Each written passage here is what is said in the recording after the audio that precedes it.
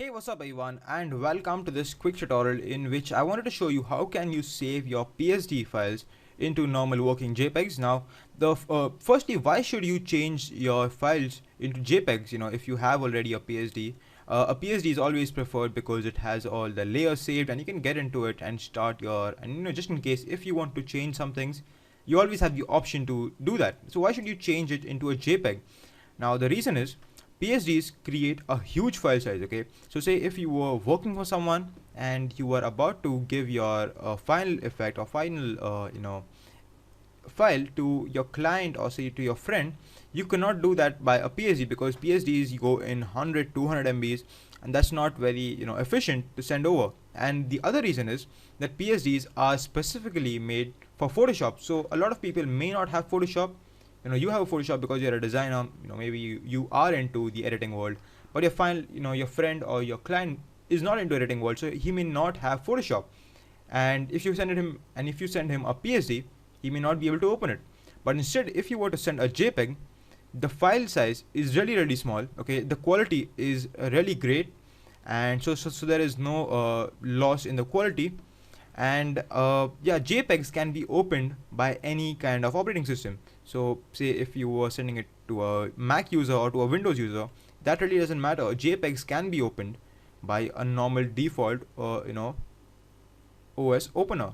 So how can you change your PSDs into JPEGs? So go to File, Save As, and then you can navigate to the place where you want to save. You can give your file a name, and now this is important. By default, the format is going to be PSD. You have to change this by clicking on this arrow, or you can just click over here, somewhere over here, and change it into JPEG. And this is how you can save. And if you just click save, and one more dialog box will pop up.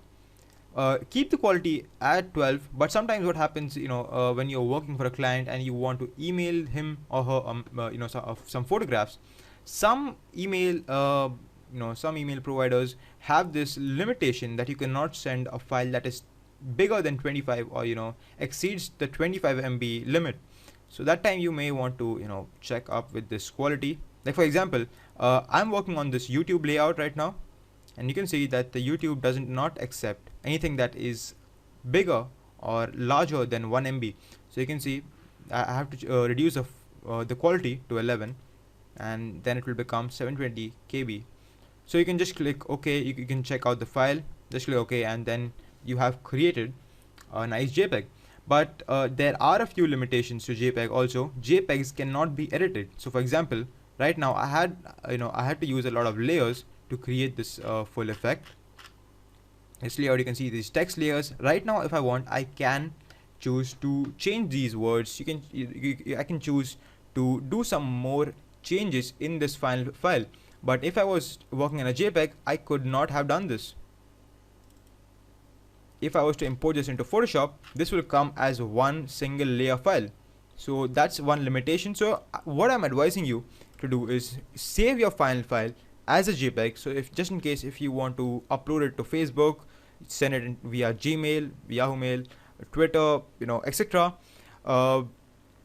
And then you want to show it to your friends, maybe, so save it as a JPEG, but always keep a PSD file also, just in case if you ever need to make any changes to the final file. Okay, so thank you for watching my video, and this is how you can save your PSD work into JPEGs.